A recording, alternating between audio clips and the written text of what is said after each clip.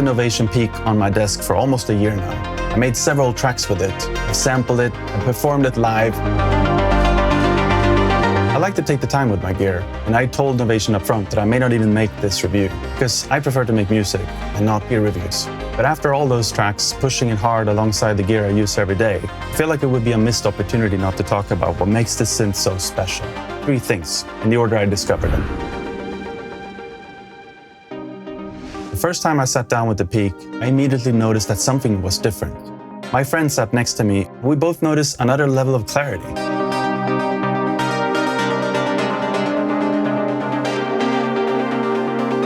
At the time of discovering this, I couldn't put my finger on it, but now I actually can, because it turns out that this is clearly labeled on the hardware. So let's talk about what's actually going on inside of this synth. Think about the difference between a bitmap image and a vector graphic.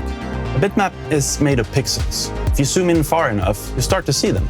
A vector is different. It's mathematically describing shapes, curves and angles and edges, and it only renders into pixels at the very final step. The oscillators inside of the Peak work in a very similar way. The Peak uses a dedicated processor to calculate the waveform at an insanely high rate. The result is a waveform that is just clean, free from aliasing, free from sharp edges. But clarity alone doesn't make music interesting, so let's talk about what happens when you stop keeping it clean. Here's the interesting thing about how the Peak is built. The oscillators are digital, hi-fi, precise, controlled, but then the filter, the amplifier, and the drive stages are all analog. So you have this pure digital source running into real analog circuitry. And that means you can decide exactly how much character you want to add to the sound. Drive before the filter changes the harmonics going in.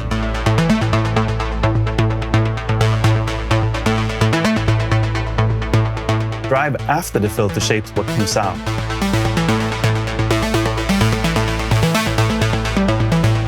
And you can stack them both. But then it doesn't even stop there. You also have an analog distortion in the effects section.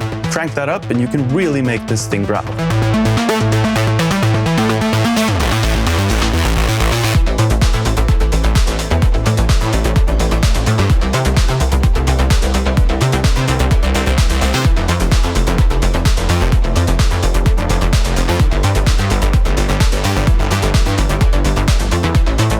So the sound of the Peak is one thing, but there's a reason why I reach for this synth differently than most other gear in my setup. Before I talk about that, I need to talk about the build quality, because it's very closely related. Everything about the Peak feels solid. Metal case, wooden side panels, knobs that feel great and satisfying to turn. I make better music with gear that looks like this. I know that sounds like a joke, but it's not a joke. When something looks and feels this great, you tend to reach for it more, and you explore more, and that takes you somewhere. I do have one minor complaint. The screen sits recessed into the panel, and the left side buttons have these faint alignment lines that telling you which button maps to which function. The problem is, I never have my Peak angled up towards my face, so it's always a bit of a guess game which of these 3 buttons correspond to which line on the screen. It's a minor thing, but it's worth knowing about. But overall, the build quality is just premium, and it makes me reach for it more. And this brings me to the third thing I discovered, and this was the most surprising thing for me. What impresses me about the Peak, especially given how deep it can go, is how much of it lives on the surface. The things you reach for the most, tuning, LFOs, envelopes, filter, it's all right in front of you. For the most part, there's no need for menus. I work in a hardware-first setup. Electron boxes, effect pedals, MIDI controllers. I'm used to deep parameter access through button combinations and menus, and Peak is just different. And that makes me explore all those knobs and faders more.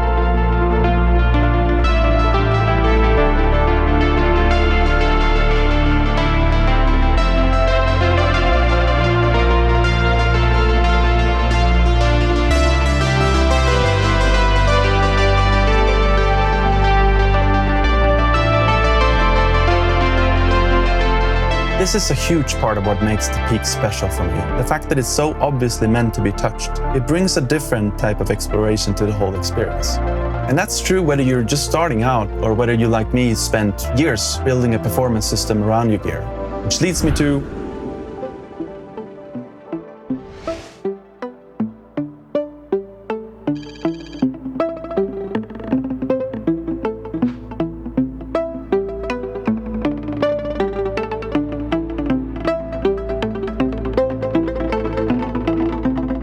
think a lot of people look at a synth at this price point and think that it's probably made for someone more experienced than themselves. But with the Peak, I don't think that's true. Broadly speaking, I think there's two types of people that will really enjoy the Peak. The first is the performer, and I don't necessarily mean performing on stage. I mean someone who loves to shape sound in real time with their hands. I've spent a lot of time building a performance system that is consistent, where I don't need to think because I know that each fader always maps to the same element across my performances. But when the Peak is part of the equation, I actually don't route it to my XL3 because that feels a bit like putting a cover on the surface. So I'd much rather just get my hands directly on the Peak rather than the Launch Control XL3. I use that still for everything else. The Peak just deserves its own treatment.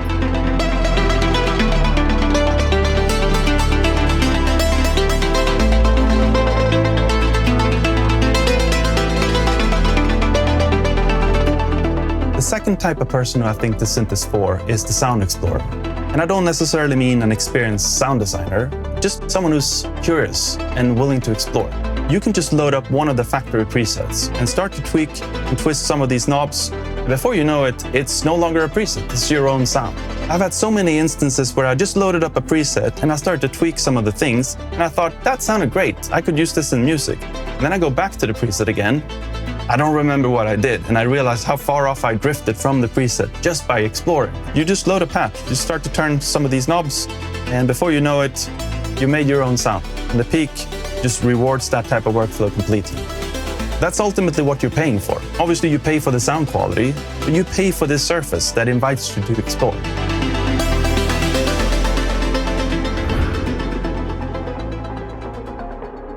Let's talk about pros and cons, starting with the stuff that I love.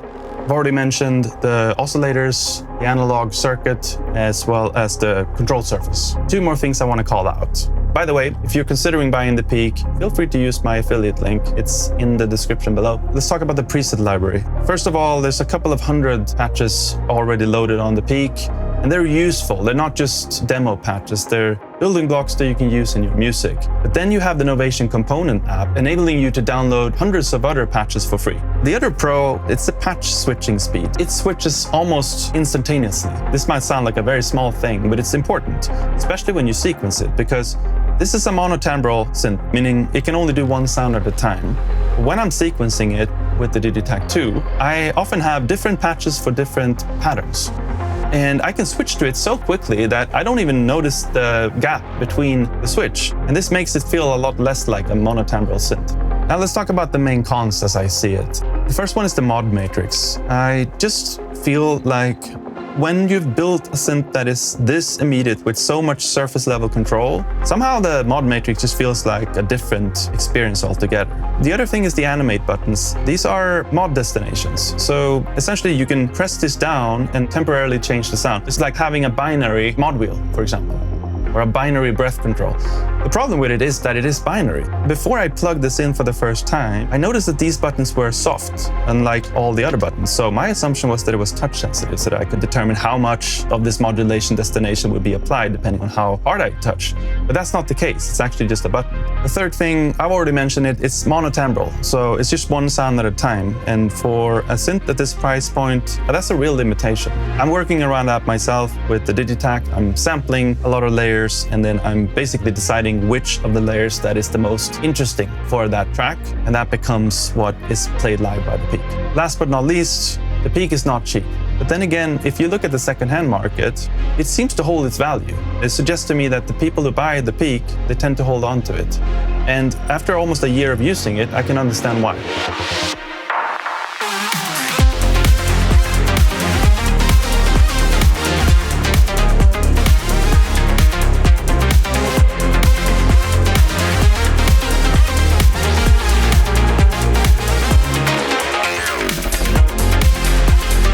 I still feel like I'm at the beginning of the Peak. It's sitting here on my desk almost every single day, plugged into the Digitakt and some other gear that I use. This desk actually doubles as a work from home spot for my wife. And she's accepted that the Peak basically takes up half of the space. I think that says something about just how much I enjoy the Peak. I suppose it says something about my loving and understanding wife as well. Thank you for watching. I'll see you in the next one.